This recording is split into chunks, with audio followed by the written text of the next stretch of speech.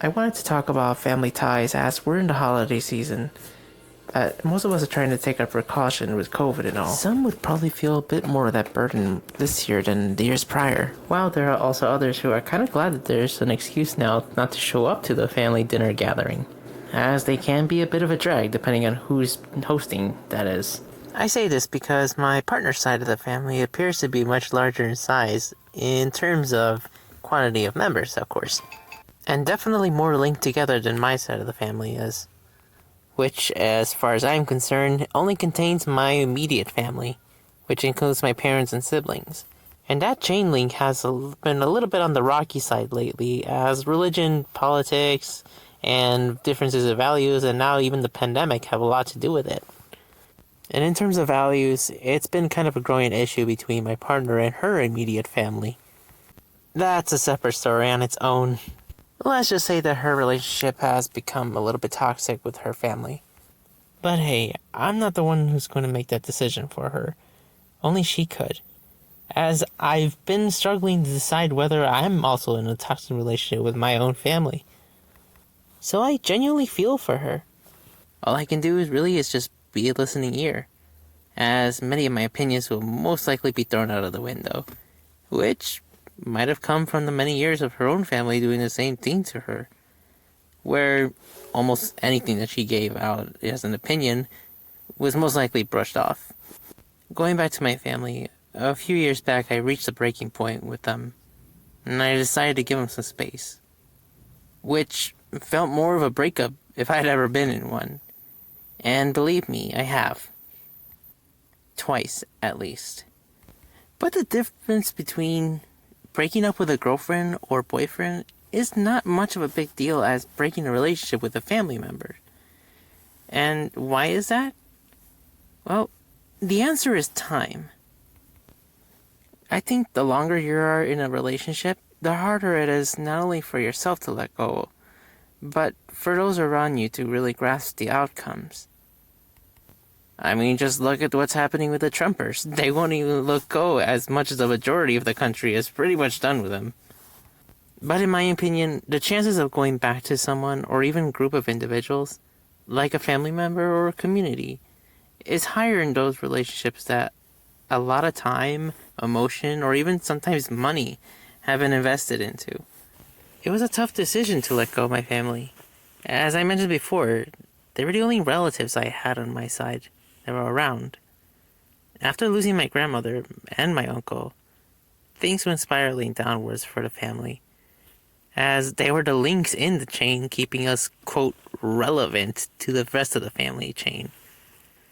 I guess my father had something to do with it, as not many on my mother's side of the family approved of him. Not even his own family wants much to do with him for one reason or another, either because of religion or money. Maybe he wasn't Baptist enough. But my dad probably feels outnumbered at this point, that even my siblings had lost respect for him, for other reasons at least. I still love my dad. But the day I left the family, I told him I understand why he had expectations for me, but why not hold the same for his other sons? Was it because I was the oldest? I don't remember if I ever asked if he was proud of me. And I don't know really how he feels about me at this moment, to be honest. And especially now, as I recently come out to him as an atheist, but also genderqueer. But if he takes Christianity serious, that would mean he views me, and maybe one of my other siblings, as an abomination worthy of death. What a message, really, to spread across the parents. How awful is that? He and my mother are desperately trying to get me back to Christ, mainly to save my so-called soul, but has failed to do so. And believe me, I'm still waiting for that pastor to call me. But as far as I'm concerned, I'm on Satan's payroll, so I'm not sure how easy it will be for me to convert back. And plus, it's been quite some time since I've left religion. It's been almost 10 years, I want to say, but I haven't officially considered myself an atheist until the last 2 years. It's important to mention that this will be my parents' second chance in this relationship.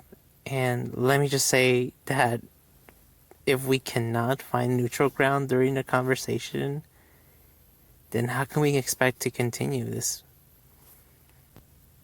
But I mean, if they really want to talk about religion, they're more than welcome to come to my channel and discuss during the live streams. And same with the pastor. But if we ever separate again, I'd only have my daughter and my partner as family. Which isn't a bad thing in and of itself, but sometimes loneliness hits you when your partner has a large family with a longer chain. The pandemic and the differences in values have begun to take a toll in that chain link, though. And when I say values, that includes lifestyles, like what we celebrate, or traditions that we have, how we raise our daughter, what we believe in or don't believe in. And as far as I know, I'm the only atheist in both sides of the family. So the idea that both sides are not happy with the fact that my daughter is not baptized yet really grinds me. Because it's not up to them to make that decision.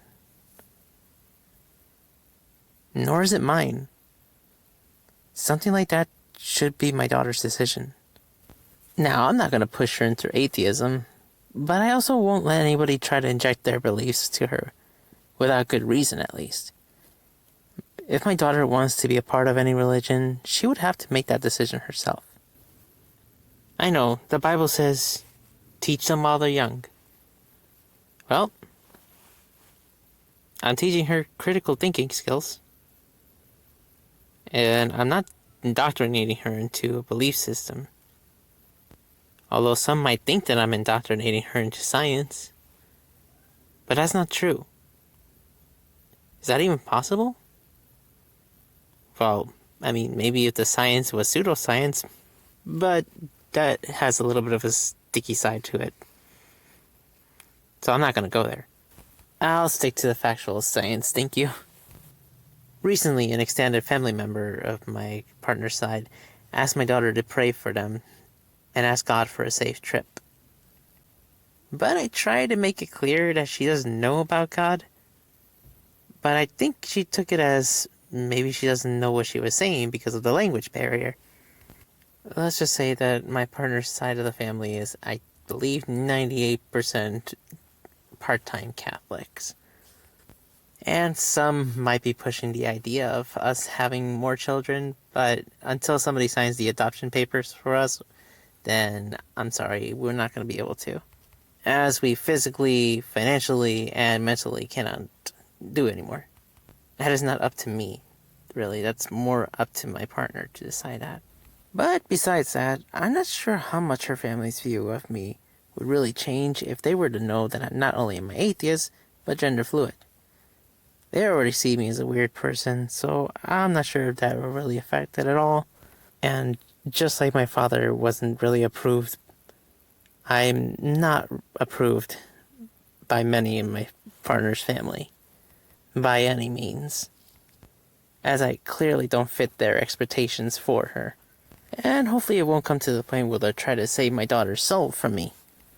And in terms of the pandemic, we've been trying to do our part, even pre-lockdowns.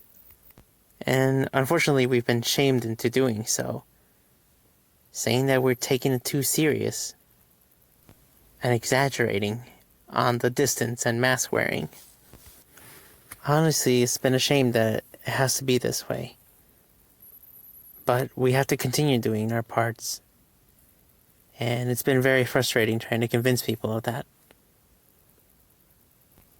With even some contracting the virus themselves, are still at it with not taking it serious. But the problem is that this doesn't affect everybody the same way. I might have mentioned before that I have respiratory issues already. Contracting the virus will not make my situation any more better. And if something were to ever happen to me, who would my partner and my daughter turn to? especially if the family ties are gone. And let's just say in a few months that this will be over. What won't be over is emotional scars that this thing has given a lot of us. Not only seeing the daily number of deaths, but knowing everybody's true side and really where they stand in terms of caring for others. If this story sounds familiar to you, then you're not alone. Family ties can be a difficult topic to talk about, especially if that link in the chain is on the verge of breaking off. And depending on where your link is at, can make all the difference, especially when it comes to getting a certain support system. Which I guess is why some friends can even make better relationships than family members. But unfortunately, not all of us are able to make friends as easily. But it doesn't mean that we can't try. And it's okay. We gotta make what we have left and make the best of it. Besides, there are a lot of communities out there, and I'm sure you'll fit into one. Or if you're antisocial, that's okay. I used to be pretty antisocial myself, until recently. Trust me, whatever helps you keep you sane, and that's what matters most. Well, that's it for this one, you guys. As always, be you and embracing self-love. This is Chuni, the Apostate. Hey guys, thank you so much for watching. I hope you liked that video. And if you did, why don't you do me a favor and go ahead and smash and destroy that like button for me. And if you haven't already yet, go ahead and subscribe for more content from me. Up next, well, you've probably heard about the story about the aliens and the former Israeli space security chief talking about Trump knowing about them. And Israel is home to a lot of Jews. So, in honor of Hanukkah, we're going to be talking about a rabbi for our Sunday service sins, recommended by one of our viewers. So tune in back next week on Sunday. Thanks again, everybody, for watching.